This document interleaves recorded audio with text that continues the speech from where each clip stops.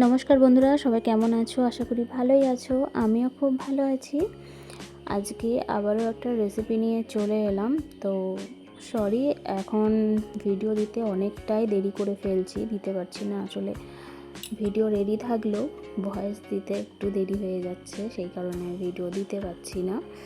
অনেকেই তোমরা বলছো যে ভিডিও দিচ্ছ না, সেই কারণে বলে দিলাম। তো চেষ্টা করব তাড়াতাড়ি দেওয়ার।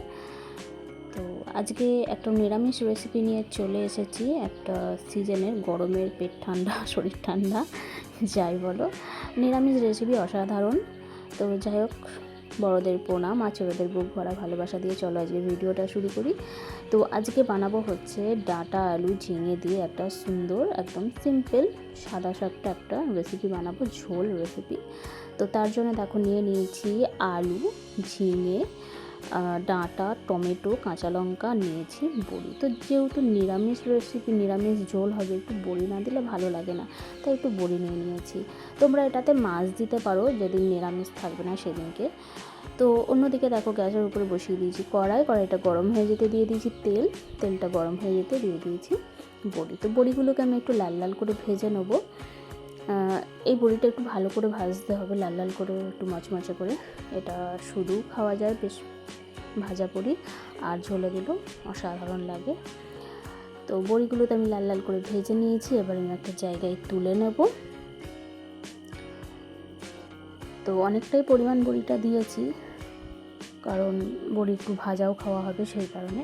তো বড়িটা ভেজে তুলে নেওয়ার পর দেখো ওই তেলেতেই দিয়ে দিচ্ছি ফোড়নে দিয়েছি শুকনো লঙ্কা, 5 ফোড়ন। তো ফোড়নটাকে একটু হালকা করে ভেজে নেবো। আমি তেজপাতাটা দিইনি, তোমরা চাইলে একটা বা দুটো তেজপাতা দিতে পারো, তাহলেও বেশ ভালো লাগে। ফোড়নটাকে ভেজে নিয়ে দিয়ে দিলাম কেটে রাখা আলু। যেহেতু ঝোল করছি, আমাদের এখানে ঝোলের আলু এরকম লম্বা লম্বা করেই কাটে, তোমরা যেরকম খুশিভাবে কেটে নিতে পারো।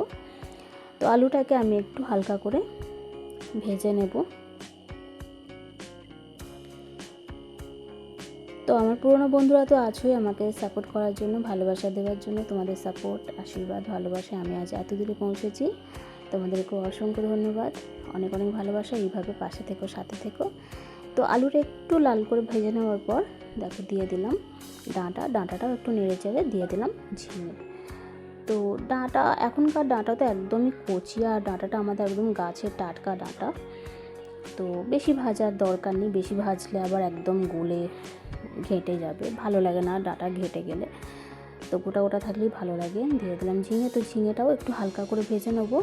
দিয়ে দিলাম নুনটা আমি বেশ পরিমাণ দিয়েছি, অনেকটাই, মানে 1 চামচ পুরো ভর্তি দিয়েছি, কারণ এটা ঝোল হবে যেহেতু নুনের পরিমাণটা একটু বেশি লাগবে, সেই কারণে আমি আমার পরিমাণ অনুযায়ী, মানে ঝোলের পরিমাণ অনুযায়ী একটু নুন দিয়ে দিলাম। তোমরা যেরকম পরিমাণ করবে সেই অনুযায়ী দিয়ে দেবে। দিয়ে দিলাম টমেটো আর কাঁচা লঙ্কা। আমি এখানে সেরকম কোনো মশলাই ব্যবহার করছি না, একদমই সিম্পল ঘরোয়া মশলা, একদম হালকা পাতলা ঝোলটা হবে। আদাও ব্যবহার করিনি আমি, তোমরা চাইলে একটু আদা দিতে পারো। তো দেখো সবকটা উপকরণগুলোকে আমি একটু মিশিয়ে নিয়ে ঢাকা চাপা দিয়ে রেখেছিলাম মিনিট খানিকের জন্য। কতটা জল বের হয়েছে! ঝিঙে তো জানোই যে নরম, আর ঝিঙে থেকে এরকম জল বের হয় সবজি থেকে। তো দেখো একটু গ্যাসের ফ্লেমটা লো করে ঢাকা চাপা দিয়ে রেখেছিলাম মিনিট খানিকের জন্য। তারপর খুলে চলে এসেছি, একদম জল বেরিয়ে আর টমেটোগুলো একদম গলে গেছে। খুন্তির সাহায্যে আর একটু ঘেঁটে দিচ্ছি, একটু টক হবে হালকা, বেশ ভালো লাগে। আর আজকে আমার চ্যানেলে প্রথম যারা নতুন বন্ধুরা ভিজিট করেছো, তোমাদেরকেও অসংখ্য ধন্যবাদ, অনেক অনেক ভালোবাসা। আজকের রেসিপিটা দেখে যদি ভালো লেগে থাকে অবশ্যই চ্যানেলটাকে সাবস্ক্রাইব করে নিও, আর পাশে থাকা বেল আইকনটা প্রেস করে অল নোটিফিকেশানটা অন করে দিও, তাহলে আমার নতুন ভিডিও সবার আগে তোমাদের কাছে পৌঁছে যাবে। তো এদিকে দেখো দিয়ে দিয়েছি কিছু গুঁড়ো মশলা, হলুদ গুঁড়ো, জিরা গুঁড়ো, ধনে গুঁড়ো আর কাশ্মীরি লঙ্কার গুঁড়ো।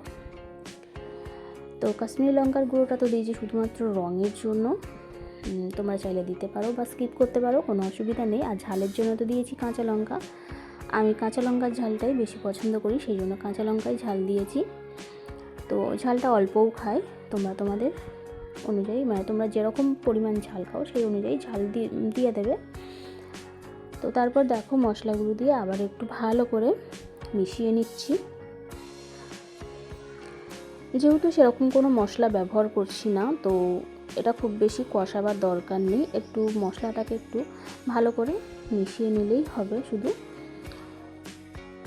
তো ভালো করে মিশিয়ে নিয়ে দিয়ে দেবো ভেজে রাখা বড়িটা আমি এখনই দিয়ে দিচ্ছি, কেননা এই বড়িটা একটু মানে ঝোলের বড়িটা একটু সিদ্ধ হয়ে গেলে এখন দিয়ে দিলে বেশ ফুলে ফুলে উঠবে আর নরম হবে, একটু ঘেঁটে ঘেঁটে যাবে একটা দুটো, যেগুলো ছোটো ছোটো আছে ভাঙা, তো ভালো লাগে, সেই জন্য এখন দিচ্ছি। তোমরা চাইলে একটু শেষের দিকেও দিতে পারো, যে বড়িগুলো নরম হয়।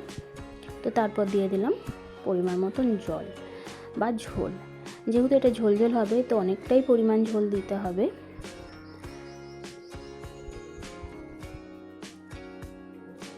তো আমি তো দিয়েছি ঠান্ডা জল, তোমরা চাইলে একটু গরম জলও ব্যবহার করতে পারো। তারপর একটু ঢাকা চাপা দিয়ে রাখবো মিনিট 5 জন্য, যেহেতু সবজিগুলো ভাজতে ভাজতে অনেকটাই একটু সিদ্ধ হয়ে এসেছে। তো ঢাকা চাপা খুলে আবার চলে এসেছি, দেখো হয়ে গেছে, ঝোলটাও একটু শুকিয়ে গেছে। তো এবার সবজিগুলোকে একটু নেড়েচেড়ে দেখে নেবো সিদ্ধ হয়েছে কিনা। রঙটা কিন্তু অসাধারণ হয়েছে, খেতেও কিন্তু দুর্দান্ত হয়েছিল। নিরামিষের দিন এরকম ঝোল কিন্তু সত্যি অসাধারণ লাগে, গরম গরম এরকম ঝোল আর ভাত, সঙ্গে অন্য কোনো রেসিপি তো থাকবেই। তো আমাদের এই একটা রেসিপিতেই এক থালা ভাত খাওয়া হয়ে যায়, এতটাই ভালোবাসি আমরা এই হালকা পাতলা ঝোলটা খেতে। আজকের এই ঝিঙে আলু বড়ি দিয়ে ডাঁটা দিয়ে যে ঝোল আজকে একদম রেডি। তো একটা জায়গায় আমি তুলে নিচ্ছি। আর আজকের রেসিপিটা সবার তোমাদের কেমন লাগলো অবশ্যই একটা কমেন্টের মাধ্যমে জানাতে ভুলো না। তোমাদের সুন্দর সুন্দর কমেন্ট আমাকে উৎসাহ দেয় নতুন নতুন রেসিপি দিতে আর সামনে এগিয়ে যেতে। তাই অবশ্যই একটা কমেন্টের মাধ্যমে জানাবে কেমন লাগলো আজকের রেসিপিটা। আর এতক্ষণ ধৈর্য সহকারে আমার এই রেসিপিটা দেখার জন্য, আমার সঙ্গে এতক্ষণ থাকার জন্য সকলকে অসংখ্য ধন্যবাদ। অনেক অনেক ভালোবাসা, এইভাবে পাশে থেকো, সাথে থেকো। দেখা হবে পরের একটা রেসিপির সঙ্গে। ততক্ষণ সবাই তোমরা খুব খুব ভালো থেকো, সুস্থ থেকো। টাটা।